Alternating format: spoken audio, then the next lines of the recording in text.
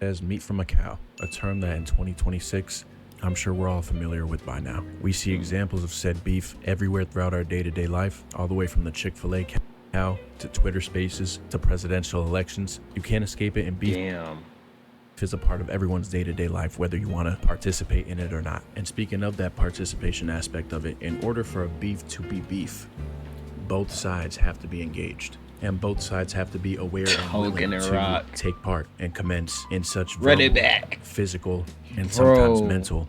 Take part and commence in such verbal, physical, and sometimes mental duels, whether it be fun or malicious. But there are a lot of times where both parties aren't on board, resulting in what the streets like to call a one-sided beef. And that's what we'll be discussing today. Some of the most notorious one-sided beefs of all time. The first thing going to be about 55 to 60% of y'all with me, because I do my part of the deal. You know, I sit up here, shower, by the way, I smell good. Trust me, you could see my head dangling. I sit up here, shower, and do hours, sometimes even days, of research for these videos for y'all to indulge in while you're sitting there eating that snack. I see you. Come on, don't hide it. Just enjoy it, you know? But if you're gonna enjoy that, let me enjoy the feeling of you pushing my button. Not in that manner though, because if we're gonna have beef as like an audience to creator type of thing, I want it to be reciprocal. You know, I want to beef with y'all. I want you guys to beef with me. Like, I don't want to be sitting here on the receiving end, not participating in it.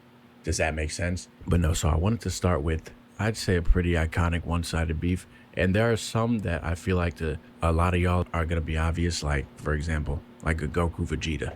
I know that is a one-sided dilemma, but my Dragon Ball knowledge is not the deepest. So I didn't want to just get up here, make a fool out of myself, then just start talking rubbish about their relationship. Like when I know a bit about it, but not enough to where I could, you get it. But the first one-sided ribeye that I wanted to touch upon, I feel like. Is that the most one-sided anime beef? Nah, low-key Sasuke and Naruto and Sasuke, because it's sort of like I was gonna say the same shit. One-sided love for an extended period of time throughout the series, and from early Naruto, it is a mutually competitive rivalry. Not even beef either. Like obviously Sasuke was on his cool shit. He had an image to uphold with like the whole lame ass the whole clan thing. Grow up. Like, he had to uphold. Kakashi ain't teach Naruto shit, but he going around dick riding Sasuke, teach him every single move he got. Like the nonchalant, mysterious image, like from that, as well as like all the shorties at the time were not even giving him a chance to breathe. So I know exactly how he felt. But as I said, when it came to him and Naruto, obviously it wasn't until the Chunin exams when that freaky serpent got in the mix and started warping his mind to where that mutual competitiveness and that want for power then transformed into a constant, unshakable hunger for that power, which Orochimaru was coaxing him into believing that he could get with him. So obviously Sasuke was in a weird predicament, which led to a lot of conflicting emotions. And then that first episode, he did pull up and Sasuke put Naruto ass in a pile driver. Like he drove him head first. Well, no, I'm thinking about the wrong episode. No. That was that last fight before we got into Shippuden, where he put him in a pile driver and Kurama saved him. But that first episode, I still wanted to know what that lightning little move he was going to do when he was finna raise his hand and Orochimaru stopped him. I don't think they ever explained that. Oh, yeah. Oh, no. He was definitely stronger than Kakashi. Yeah, he was definitely stronger than Kakashi. Yeah. Bully friend rivalry type of relationship that he had with Naruto was then starting to fester into hate, which we see throughout the series. And as those dominoes fell and that unwarranted one-sided hate from Sasuke came into the picture, that's when Naruto's toxic ass, I'm assuming this is like childhood parent trauma type of stuff due to his living situation, his parents being dead before he took his first piss, as well as the third Hokage basically saying to Minato, yeah, I'll step up and I'll be a father figure to him.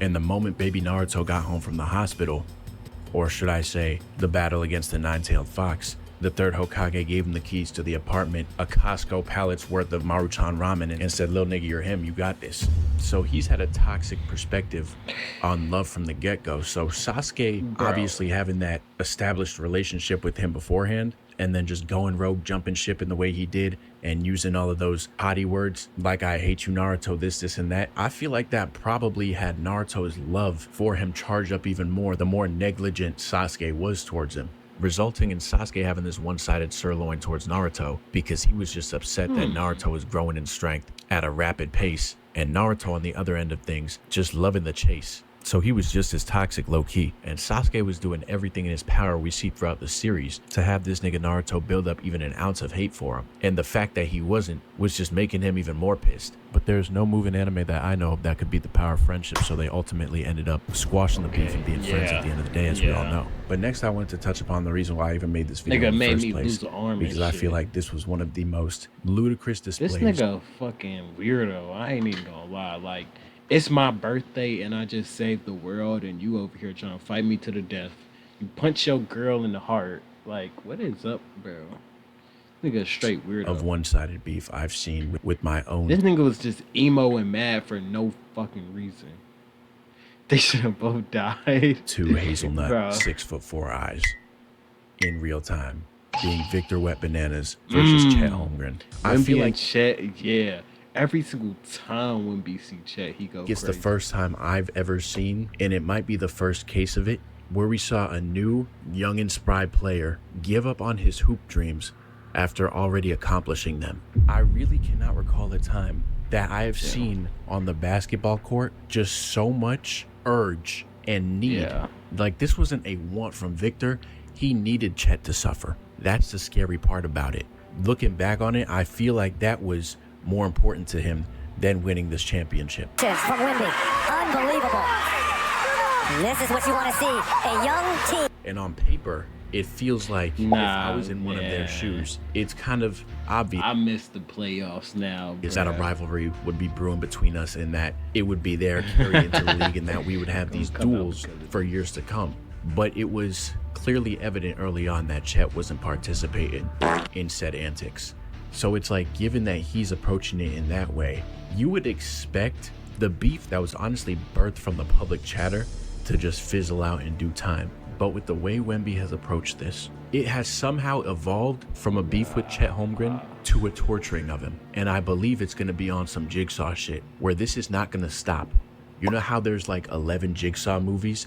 I think this is going to be a seasonal thing. And the playoff series that we just saw, I feel like this was the first movie, basically. What happened in the playoffs. And at the pace it's going right now, I don't know if there's going to be many more. Because as I said, in that last game, when I think Chet scored 4 off the bat, quick buckets too. Very efficient, very smooth. I thought this was going to be a battle for the ages. When Wemby got the ball on the right side of the arc, hit a little us, passed it to then receive the ball back and absolutely penalize Chet in that moment, we could see him siphon the love for the I'm not gonna lie. From Chet.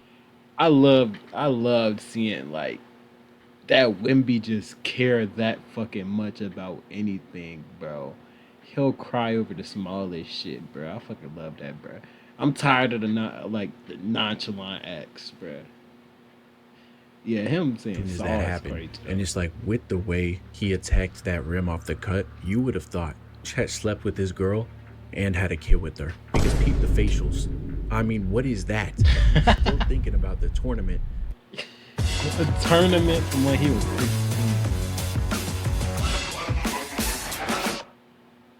Let's face it, most of us aren't gonna set foot on Mars. I'm on Mars!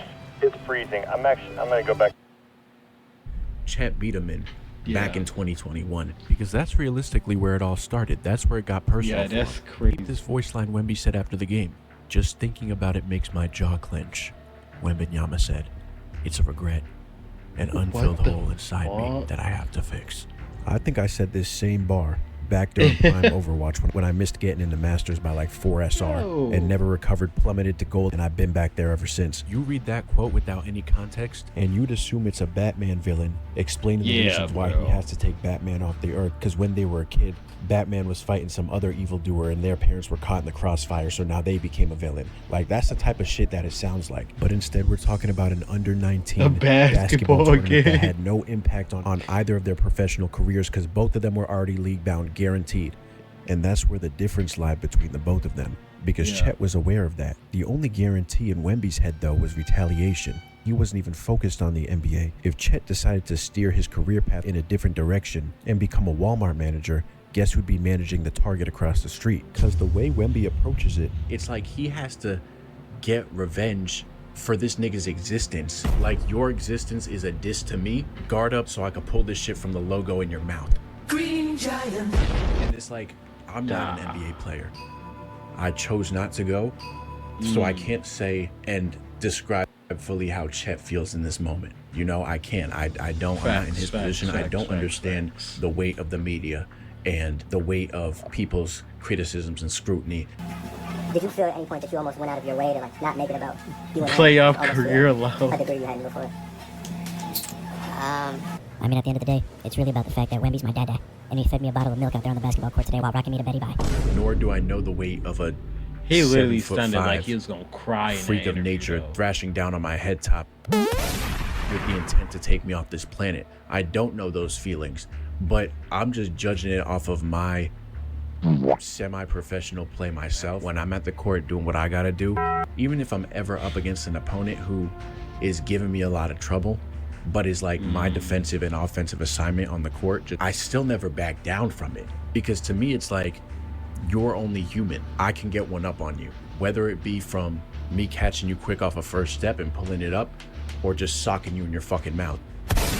I'm gonna get something, you know? I'm gonna get something on you. I can't, it's gonna, no matter what, we both bleed the same. Now, obviously, there's theories about Wemby's origin and stuff like that, whether it is from this planet. But it's just like, my goodness, like, I've never seen so much hate for another human being when that other human being dogging him. Before the events of Game 7, I think Chet Holmgren just wanted to play basketball. I genuinely do. Like, obviously, he knew the talk of the town, whatever. I think he just wanted to play basketball, win a couple championships, make his money, and have a solid career. Now I believe he wants out. I don't know where to, because I feel like wherever he goes on the globe, the constant presence of this nigga for the rest of his life will now follow him. Unless he's able to make some sort of transformation mentally in the same manner where Wemby went to the mountains, maybe he needs to go do the same thing. But just judging by how petrified he looked during that game, I just don't see him even showing up for any future Spurs meetings for as long as Wemby's on that team. But on the topic of basketball, I just wanted to touch upon another one really quick, which would be Trae Young versus the New York Knicks fan base. Now, Trae Young did start this. I'm not gonna sit here and act crazy. I was at Summer Smash and they was having a fuck Trae Young chant. Like, bruh, I don't even. Like he didn't. He did turn the guard into ice on a couple occasions. He was shooting dice on the logo not too long ago. Bro. He did everything you're not supposed to do to the New York Knicks fan base. And of course, with him doing that, he would be met with can't wait to see some ferocity. Suck my dick, Trae Young! Suck my dick! Fuck Trae Young! Man, we ain't jacking Trae Young. He's jacking us till eruption. Fuck is you talking about? Trae Young looks like my dad's dick! I better not catch Trae and Dankman! I better not catch Trae and Dankman! That's a given. He did that to himself and he was basking in it. He loved it. We saw it on the face of that hairy lollipop. He loved it every time. What he did obviously was uncalled for, but if I'm in his position, you know, I don't know. I feel like I would be the same way. I believe playing in an opposing team's arena would honestly be easy. If the Wizards beat the Knicks. Yo, if the Wizards beat the Knicks in place, number one, that would just be so sad for the Knicks, especially after winning the finals. Like, I wouldn't even want to have a conversation about a Knicks player for at least another year if that shit happens. And more exciting and invoke a different feeling in you than playing at home, because everyone's on your side, obviously, when you're at home. But I mean, I can't even picture the feeling of just like a us, top of the key. The opposing team thinks they have it in the bag. You hit the dagger and stab not only the team, but the whole arena in the heart, and you just hear the shit go silent. Good thing That's probably a surreal feeling. We did. Love Roblox? Earn Roblox digital gift cards with Microsoft Rewards. Sign up. Did it. So no, I don't blame him for getting addicted to that. That's like a drug. But it's gotten to a point, and my knowledge on Trae Young's day-to-day is not, you know, I haven't been keeping up on it. I don't know if he's continuously been talking about them and still making jabs at him and stuff like that. But it seems like, from my perspective, he hasn't like that, because not only has he been injured, but the Hawks just haven't been involved in any playoff conversations. But where this beef now goes from that equivalently exchanged jest and jabbing is when the Knicks are playing different teams in the playoffs, and we're seeing interviews on the street and niggas are still saying fuck Trae Young. And to me, it's like, I feel like as a New York Knicks fan, and I'd see that he's already paid for his sins because he's on the Washington Wizards. And there's nothing magical about that team now or anytime soon. They have been and seem to continue to be the Washington sewer rats. And I'd be thoroughly surprised if they're able to make even a whisper in the league within the next decade. Because while Trae Young is a great player, they have a withered Anthony Davis, who I also think is a phenomenal player, but we know how he operates. He's more fragile than my love life. So that's alarming. But I mean, it's like, who else? But the Wizards don't need Black. Hold on, chill. The Wizards really don't need Trae or AD going forward. No disrespect to them, but I'd keep them right now. I love Leaky. I mean, they might as well put me on the damn squad at this point. Usually I'm joking.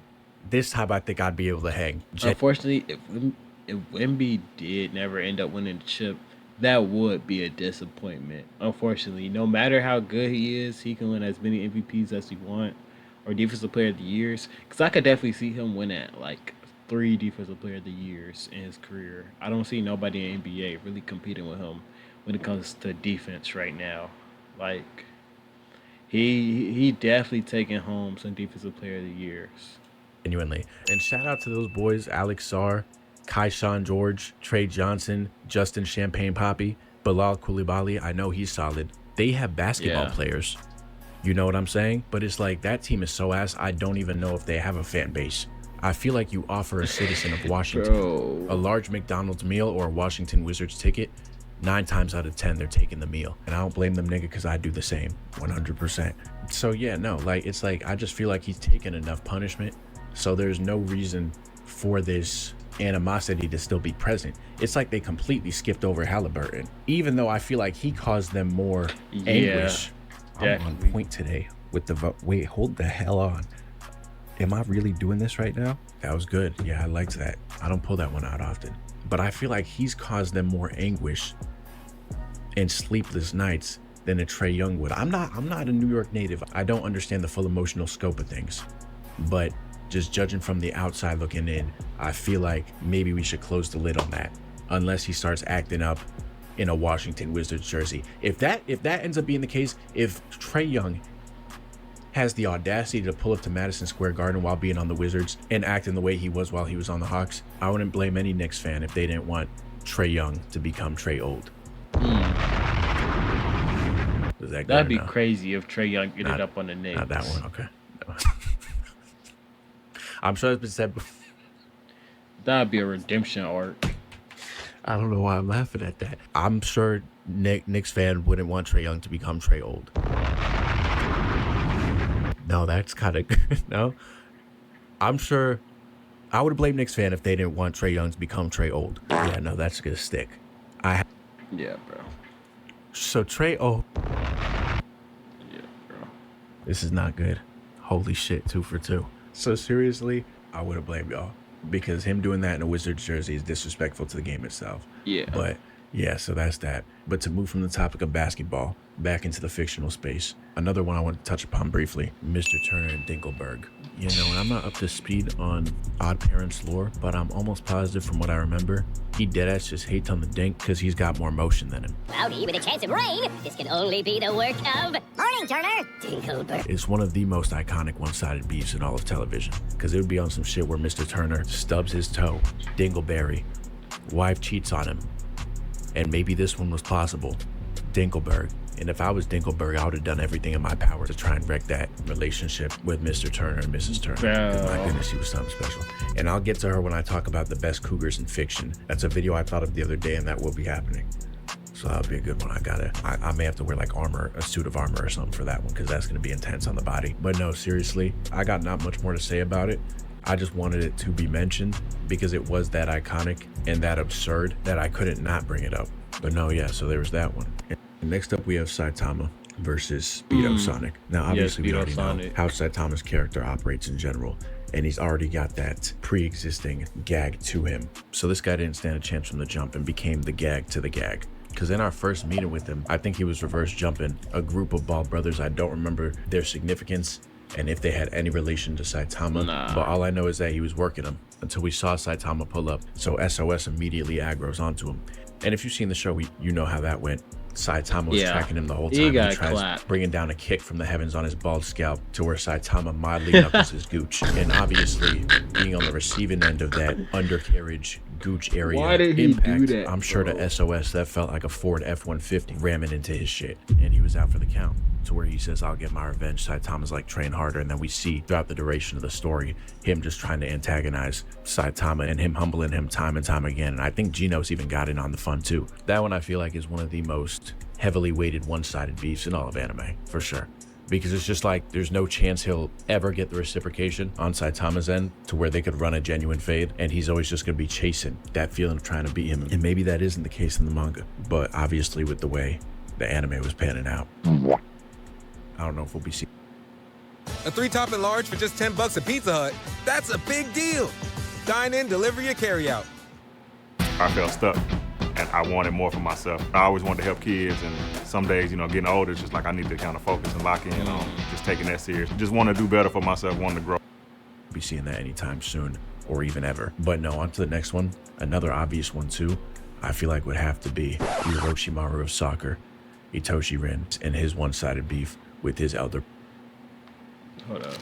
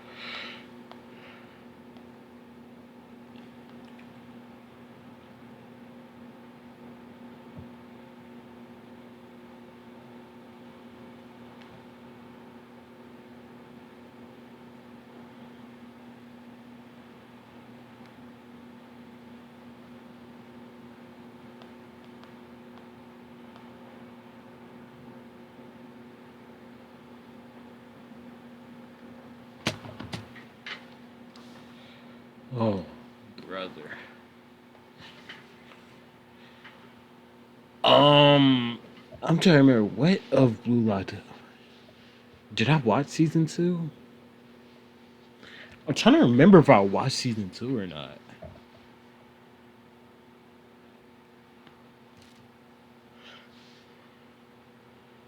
Right? Didn't they stop after? Hold on.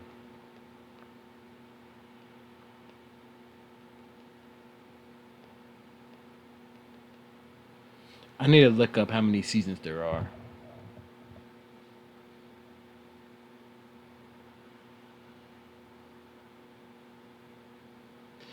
I think I only watched season 1 and I never got to season 2. I'm hella behind on animes right now, not gonna lie.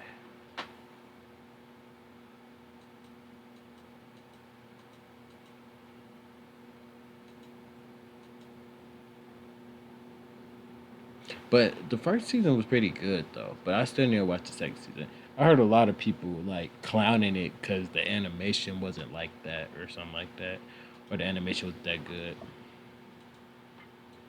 Brother. Now, conceptually, I understand his frustration. You know, you had this dream that you were chasing with your brother. He went to play overseas.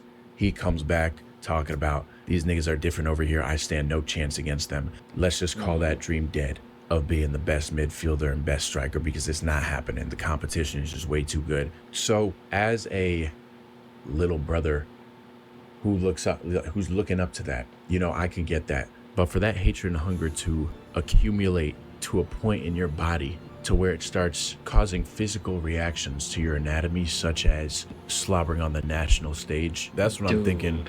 Maybe instead of football, we need a foot in the door of a mental facility. I mean, now granted, he was hooping in the U20 game. Don't get it twisted now. That was a great performance defensively. But had this meeting be anywhere else but the soccer field, I'm convinced Itoshi Rin would be going away for murder. That's because that's just how he was talking and that's how he was acting. You know, and I know the Blue Lock characters, I don't even want to say over exaggerate, because really it is that serious. Like Shido did really impregnate some niggas after that game. That was a real like it does get to that level. But again, I feel like the saliva on the field was a little bit much for me. And like obviously we saw how he reacted in that one episode after Sai broke the news of their assness to him. And he was like gripping his table, every vein protruding out of his eyeball, basically making a binding vow on himself, saying if he doesn't take Sai's life on the soccer field, then God might as well smite him down, because that's his only purpose. That's how he was moving. And it's like Sai low-key instigates. Damn, I didn't realize the time stuff. All right, thank you. Thank you for following, bro. I hope you have a blessed night too. Good night, bro. Get some good sleep. Take care of yourself. The shit too, especially after the game, because he knows very well that Rin had him in shackles. But for him to not give Rin any acknowledgement and just be like, yeah, no, the one who's gonna change the soccer world is Isagi, he's just instigating at that point. And that's intentional. But yeah, no, so that was another one. And another T-Bone that is bordering hate, because I feel like there's a difference between beef and just flat out hating a nigga. No, I guess one-sided beef and hate is synonymous. I don't know. But another recent and prime example would be Double L Lex Luthor versus Superman, especially in the movie. I'm not an indulger in the comics, nor have I seen like any of the shows. But as of this most recent live action movies, I think if you were to take a slab, your choice, it could be ribeye, filet mignon, T-bone, whatever type of steak, and you were to put it on the grill, flip that shit over, you'd see Lex Luthor's face starting to form in all the little. Nah, not when he took that dog though. When he took Clark dog, it was a totally different question. Totally different. Like that shit was weird. Striations and shit, because this nigga lived to torment, torture, and beef with Superman, and it's.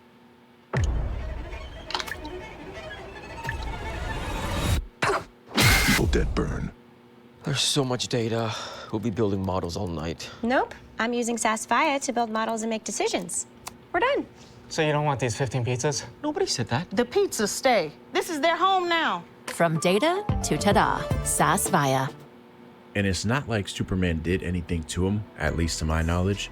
He deadass just existed.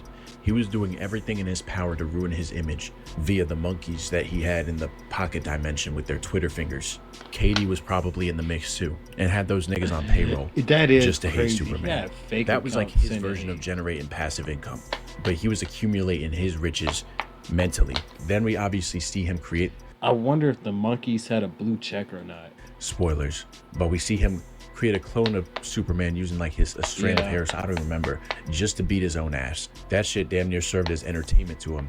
And it basically got to a point where Luthor was willing to remove Earth from existence in order to prove whatever point he was trying to prove to Superman. But he was creating issues with the intent to blame Superman for the reasons why those issues went awry and caused damage or casualties or whatever. Like, I don't remember fully his motives for certain things, and like the whole pocket dementia, I don't recall. I'd have to rewatch the film. It definitely like wasn't morally just. He was a pretty bad dude, but I feel like in the hypothetical where Superman doesn't exist, this nigga Luthor is no different than like a Elon or Zuck. You know what I'm saying? Like, I feel like he's just an elite in the world who attends UFC events, who may or may not be involved in some shady business going on. But since Superman does exist, now his actions are escalated to levels that are harmful to the planet itself.